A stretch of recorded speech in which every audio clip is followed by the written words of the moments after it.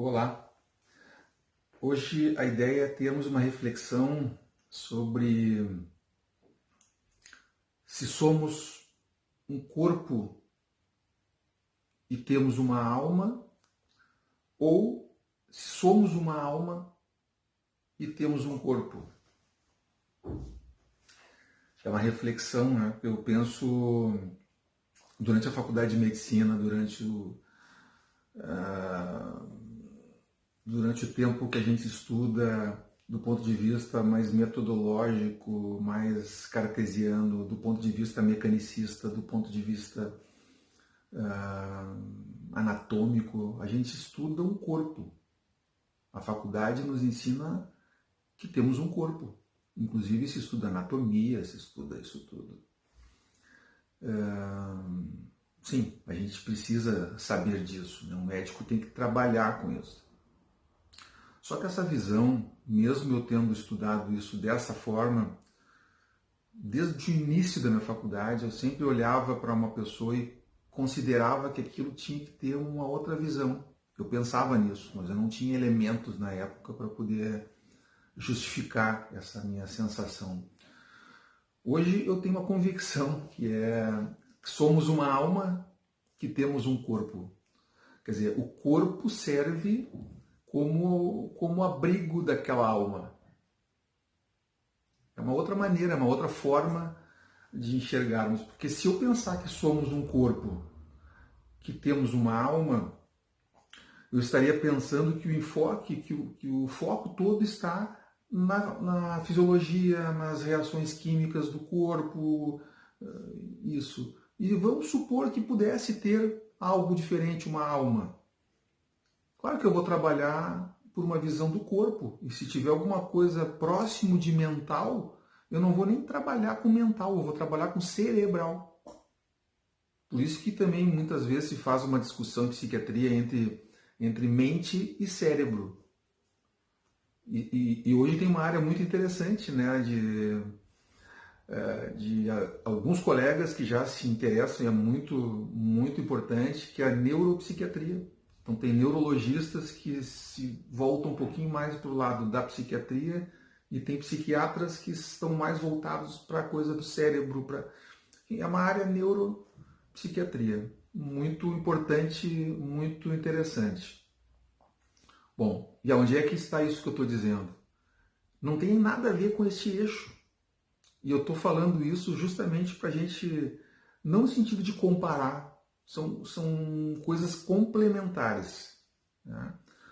A forma como eu tenho trabalhado não impede, não substitui, inclusive, aquele paciente que precisa estar num tratamento com médico, com psiquiatra, com neurologista, com neuropsiquiatra, ou seja lá, o que for. Não é que a medicina que eu pense que é a medicina da alma se contraponha de alguma forma a isto de não aceitar um tratamento clínico, químico, bioquímico. Não, nada disso. Nada disso. Eu incentivo, inclusive, que os meus pacientes possam ter esta avaliação, que continue com seus tratamentos lá, mas que se chegarem até o meu consultório no sentido de uma avaliação, e eu já comecei pela psicoterapia, eu já comecei pela psiquiatria, mas pelo lado da psicoterapia e não psiquiatria clínica, aí já mais ou menos já se encaminha.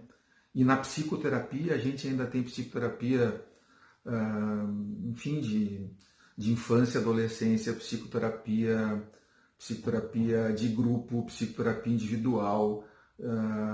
Aí temos psicoterapia com orientação psicanalítica, temos aí uma terapia mais cognitivo-comportamental, e dentro da psicoterapia psicanalítica temos várias correntes, Freud, Lacan, temos Bion, Winnicott. Eu estudei muito essa parte, eu vim daí, que é muito interessante do ponto de vista do conhecimento.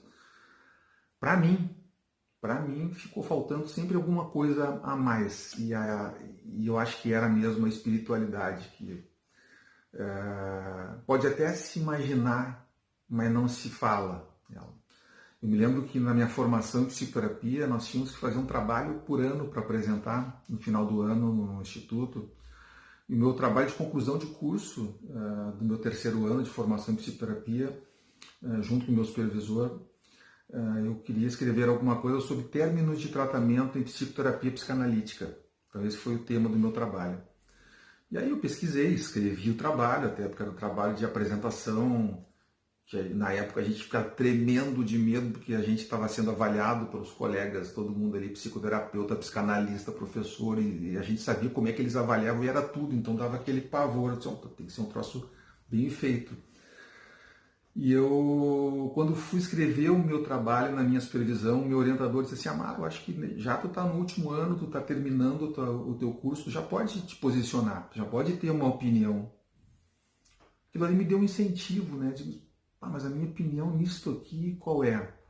E na época que eu fiz um estudo sobre o que se estudava no mundo, o que se pensava, e tinha um trabalho na sociedade da Inglaterra, né, psicanalítica, foi feito um trabalho com psicanalistas ingleses e perguntaram assim quais eram os critérios que eles utilizavam para pensar na alta. E um dos critérios que eles colocaram ali era a intuição. Aí eu pensei assim, mas intuição é uma coisa que eu sempre tive essa sensação, mas depois eu fui aprender a domar isso, a tentar trabalhar, a valorizar a intuição. Aí o meu professor disse, não, tu pode escrever no teu trabalho. Eu digo, então tá bem, escrevi no meu trabalho, que na minha perspectiva, já naquela época, eu considerava também a intuição como algo importante para o critério de alta de um tratamento em psicoterapia. Então, claro, os trabalhos apresentados eram apresentados para uma plateia só de pessoas do nosso instituto. O meu trabalho era comentado, tinha um comentarista, que era um professor, que elogiou o trabalho, eu fiquei contente, fiquei feliz que ele gostou, eu fui aprovado no meu curso na época, isso já era 1995, né, que eu terminava a minha formação. Mas ele me elogiou bastante, ele disse que estava bem, que ele me conhecia desde o início, eu fiquei muito feliz. Só que, porém, ele não concordava, eu já esperava, né, assim, ele não concordava com a questão da intuição, mas que ele respeitava. E eu digo, não, ok, eu acho que ali foi a primeira vez que eu consegui me expor um pouquinho assim, já dizendo, olha, eu penso um pouquinho diferente, o que não é para dizer que está certo isso e o outro está errado, eu penso assim. Então foi um grande início, né?